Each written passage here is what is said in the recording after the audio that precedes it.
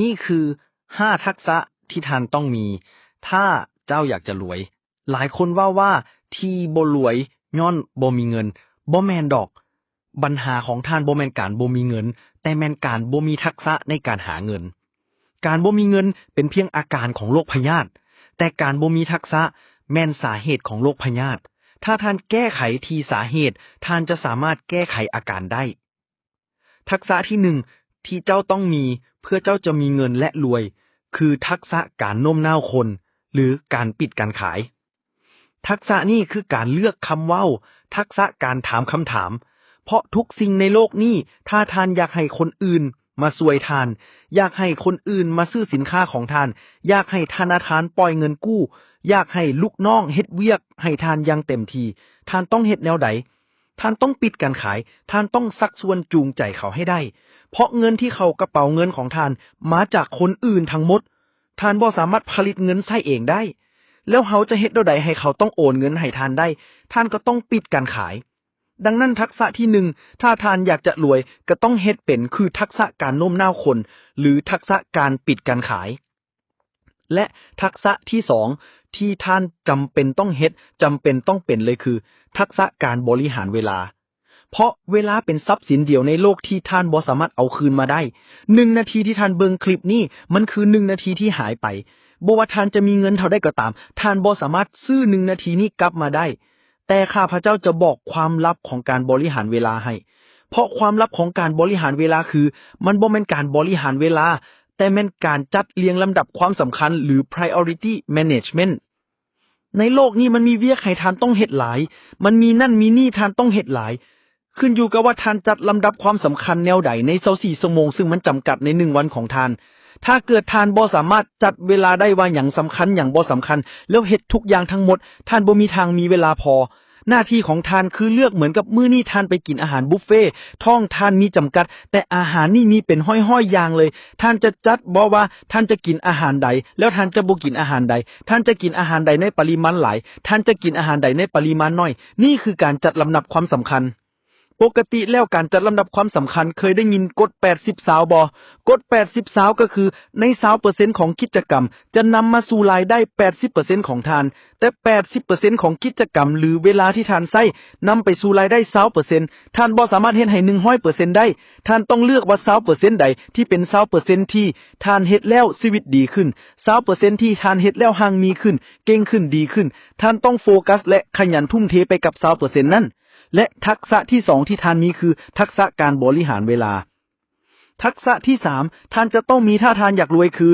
การเว้าในที่สาธารณะหรือ public speaking เพราะอย่างในทักษะที่1ข้าพเจ้าบอกว่าท่านต้องซักจูงแต่การซักจูงคนแบบปิดการขายมันคือการซักจูงคนแบบ1 ต่อ 1มันดีแต่มันเสียเวลาถ้าท่านต้องการเว้าในที่ชุมชนมันคือการซักจูงคนในจำนวนหลายๆมันคือการขายในจำนวนหลายๆเฮ็ดให้เขาเชื่อใจท่านเฮ็ดให้เขามักท่านเฮ็ดให้เขาฮักท่านเฮ็ดให้เขาอยากซื้อสินค้ากับท่านแต่ท่านเชื่อบ่ว่าหลายๆคนย่านการเว้าแต่ความจริงแล้วเขาบ่ได้ย่านการเว้าเขาย่านเบิ่งบ่ดีในสายตาของคน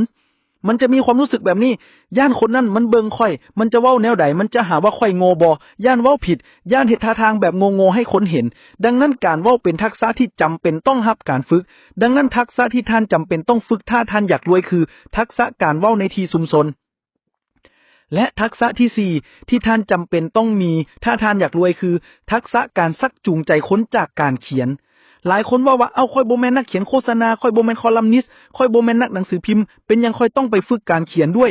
ท่านต้องเขียนอีเมลบ่ท่านต้องส่งไลน์หาลูกค้าบ่ท่านต้องบอกรายละเอียดผ่าน LINE แอดบ่ท่านจะต้องเขียนแคปชั่นในการขายสินค้าของท่านเขียนคำอธิบายบ่ถ้าท่านจำเป็นต้องเฮ็ดสิ่งใดสิ่งหนึ่งในสิ่งที่ข้าพเจ้าเว้าเหล่านี้ท่านจะจำเป็นต้องฝึกในทักษะที่เอิ้นว่า copywriting หรือการเขียนคำโฆษณา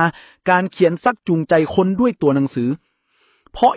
ะสิ่งเหล่านี้มันคือการทุนเวลาเหมือนกับการเว้าในที่สุมสนคือมันสามารถทุนเวลาให้ท่านได้ท่านบ่ต้องซักจูง1 ต่อ 1แต่ท่านสามารถซักจูง1 ต่อหมื่นได้อาจจะดีกว่าคนที่เขียนเก่งๆเขียนอีเมลเก่งๆเขาเขียนไปแล้วเขาส่งเที่ยละ 1,000 คนแล้วก็มีกระแสตอบรับมาว่าอยากซื้อสินค้าของเขาจำนวนหลายหมายข้อความที่ท่านเขียนไปเฮ็ดหน้าที่เหมือนเซลส์แมนในการปิดการขายกับลูกค้าได้ แต่ว่าการเขียน copywriting หรือการเขียนโพสต์ขายเรานี่มันจะบ่เหมือนกับการเขียนเชิงวิชาการบ่เหมือนกับการเขียนที่โรงเรียนมาในหนังสือในวิชาภาษาลาวอันนี้ไวยากรณ์หรือวิธีการสะกดวิธีการเขียนอาจจะยังบ่ถูกต้อง 100% แต่เขาอ่านแล้วจุดประสงค์คือเขารู้สึกอยากซื้อรู้สึกอยากที่จะเชื่อตามท่านอยากจะเฮ็ดตามสิ่งที่ท่านบอก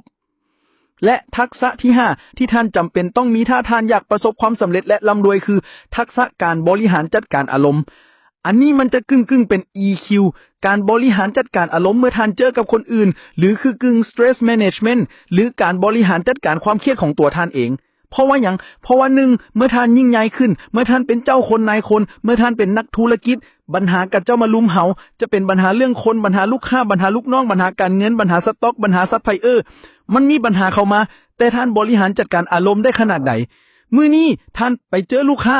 าปฏิเสธมาท่านอยากไปเจอลูกค้าเจ้าต่อไปบ่หรือว่าอารมณ์ท่านห่อเหี่ยวมื้อนี้เจอเจ้าหนี้มาทวงหนี้ท่านยังมีอารมณ์ที่จะเฮ็ดเวียกอย่างอื่นบ่มื้ออื่นท่านต้องเจอศาลเอิ้นไปโพเซกเด้งแล้วมื้อนี้ท่านยังมีสมาธิที่จะเฮ็ดเวียกบ่ถ้าท่านบ่มีสติบ่มีสมาธิท่านบ่ฮู้การจัดการอารมณ์เหล่านี้ท่านบ่มีทางที่จะเติบโตได้ดังนั้นข้อ5ที่ท่านจำเป็นต้องมีเลยคือทักษะการบริหารจัดการอารมณ์